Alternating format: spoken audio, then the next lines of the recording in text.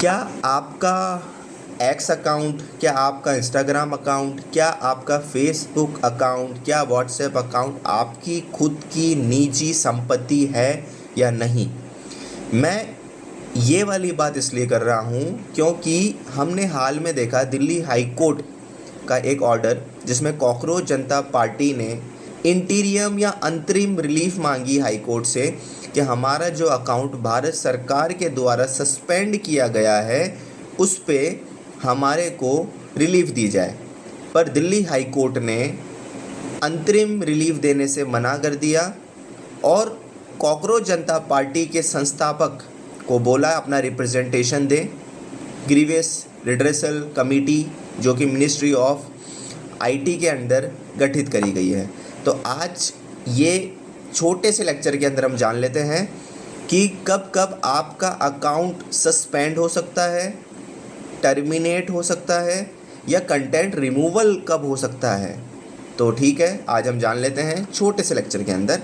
तो बेसिकली आप अपने अकाउंट पे अगर कम्युनिटी गाइडलाइंस का वायलेशन करते हैं, प्राइवेसी का वायलेशन करते हैं या टर्म्स ऑफ यूज़ का वायलेशन करते हैं ऑफ द इंटरमीडियरीज रूल्स, तो आपके अकाउंट पे ये 3 से 4 स्टेप कंपनी खुद उठा सकती है। जैसे कि एक्स उठा सकती है, यूट्यूब उठा सकता है, इंस्टाग्राम उठा सकता है। तो इन 3 चीज़ों पे अगर आपका वायलेशन होता है तो इंटरमीडियरी कंपनीज आपके अकाउंट के अगेंस्ट में एक्शन ले सकती हैं। अब कम्युनिटी गाइडलाइंस में बेसिकली होता क्या है कि आपकी जो अकाउंट है उसके अंदर बेसिकली वायलेंस हो रहा है, कास्ट हेट्रेड है, रिलीजियस हेट्रेड है, जेंडर बेस्ड हेट्रेड है, चाइल्ड पोर्नोग्राफी है उसके अंदर। तो अगर ये सारी चीज़ें होती है तो कम्युनिटी गाइडलाइंस के बेसिस पे आपका अकाउंट विदहोल्ड हो सकता है। सेकंड है टर्म्स ऑफ यूज़, क्योंकि आपने कांटेक्ट किया है इन इंटरमीडियरीज के साथ कि आप उनके सारी नियम कायदे कानून मानेंगे। अगर आप टर्म्स ऑफ यूज़ को नहीं मानते हैं तो भी आपके अकाउंट पे ये एक्शन हो सकते हैं जो मैंने अभी स्टार्टिंग में करा। तीसरी चीज़ है निजता का हनन या प्राइवेसी का हनन।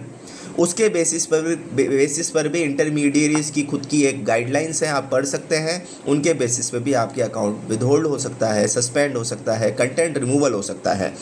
और दूसरा जो बहुत ही कंट्रोवर्शियल रहता है कई बार, सरकार के पास भी 2021 इंटरमीडियरीज गाइडलाइंस के हिसाब से पावर है कि वो आपके कंटेंट को रिमूव कर सकती है, क्योंकि article 19 freedom of speech and expression की बात करता है, बोलने की बात करता है, अभिव्यक्ति की बात करता है। पर ये अभिव्यक्ति अनकंट्रोल्ड नहीं हो सकती है। तो सरकार अलग अलग एक तरीके से रीजनेबल रिस्ट्रिक्शंस को यूज़ कर क्योंकि मौलिक अधिकार आपका है freedom of speech and expression, तो रीजनेबल रिस्ट्रिक्शंस को यूज़ कर सरकार उस कंटेंट को रिमूव कर सकती है, आपके अकाउंट को विदहोल्ड कर सकती है, कंटेंट को सस्पेंड भी कर सकती है, अकाउंट को टर्मिनेट कर सकती है। तो सरकार भी ये स्टेप ले सकती है। और तीसरा जो है वो है कोर्ट ऑर्डर, क्योंकि आपका जो कंटेंट है, मान लो किसी कंटेंट से चुराया हुआ है, कॉपीराइट का वायलेशन है, या आप कोई डिफेमेटरी सेंटेंस दे रहे हैं किसी के अगेंस्ट में, या कोई रॉन्ग स्टेटमेंट दे रहे हैं किसी के अगेंस्ट में, तो वो व्यक्ति कोर्ट से जाकर कोर्ट ऑर्डर लाकर भी आपके कंटेंट पे, आपके चैनल पर एक्शन ले सकता है। तो ये हमने 3 तरह की चीज़ें देखी जहाँ पे ये यूट्यूब हो गया, आपका एक्स हो गया या इंस्टाग्राम हो गया, वहाँ पे कंटेंट का रिमूवल हो सकता है और आपके अगेंस्ट में एक्शन हो सकता है।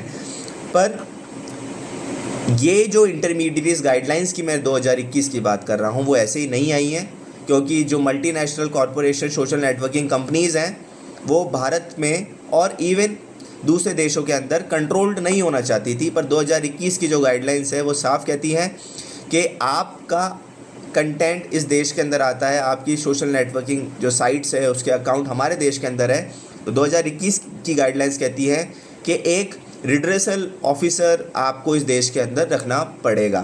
तो 2021 की गाइडलाइंस के बाद इन सोशल नेटवर्किंग कंपनीज़ पे भारत सरकार ने शिकंजा कसा और इनको बोल दिया कि आपको इंटरमीडियरीज गाइडलाइंस 2021 के हिसाब से नोडल ऑफिसर भारत के अंदर रखना पड़ेगा, क्योंकि आपका कंटेंट अगर ये कम्युनिटी गाइडलाइंस के स्टैंडर्ड के अगेंस्ट में हटता है, प्राइवेसी के स्टैंडर्ड के अगेंस्ट में हटता है और टर्म्स ऑफ यूज़ के स्टैंडर्ड के हिसाब से हटता है, तो आप इन सोशल नेटवर्किंग साइट्स के जो कंसीलेशन ऑफिसर हैं या रिड्रेसल ऑफिसर है, इनके अगेंस्ट में इस बेसिकली रिमूवल ऑफ कंटेंट के अगेंस्ट में आप वहाँ पे अपील कर सकते हैं।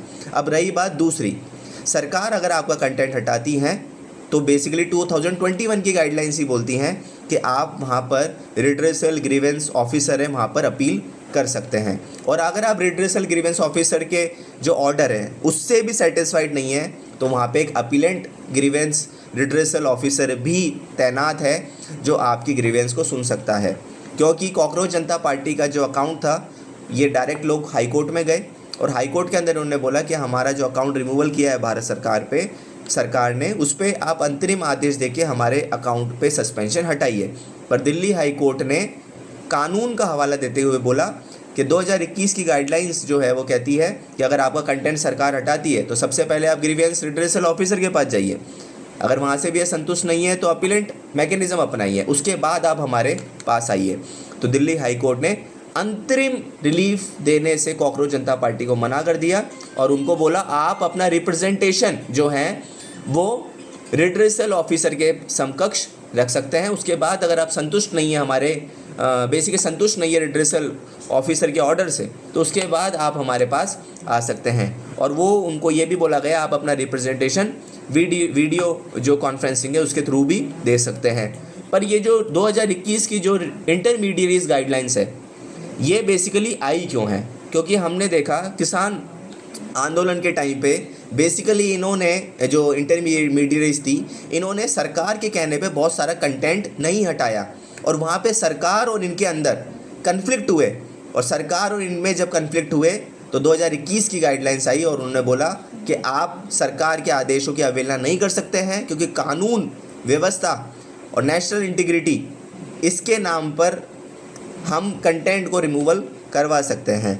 तो 2021 की गाइडलाइंस ने ये चीज़ को तय कर दिया। और एक और आरोप लगते हैं जो नेशंस में या मल्टी कॉरपोरेशंस या सोशल नेटवर्किंग साइट्स हैं कि इनके कम्युनिटी जो गाइडलाइंस स्टैंडर्ड्स हैं वो भी एक देश से दूसरे देश से भिन्न है। और दूसरी चीज़ है इनकी प्राइवेसी गाइडलाइंस। यूरोपियन के स्टैंडर्ड्स जो है प्राइवेसी गाइडलाइंस के वो इनके अप टू द पॉइंट है, पर भारत के अंदर इनकी प्राइवेसी गाइडलाइंस है वो यूरोपियन स्टैंडर्ड से अलग है। तीसरी चीज़ इसके अंदर ये भी है कि अमेरिका के अंदर freedom of speech and expression as critics बोलते हैं वो ज़्यादा है एज़ कम्पेयर टू इंडिया। तो भारत सरकार के पास ज़्यादा पावर है freedom of speech and expression को रिस्ट्रिक्ट करने का as compare to the USA standards. Okay, thank you so much.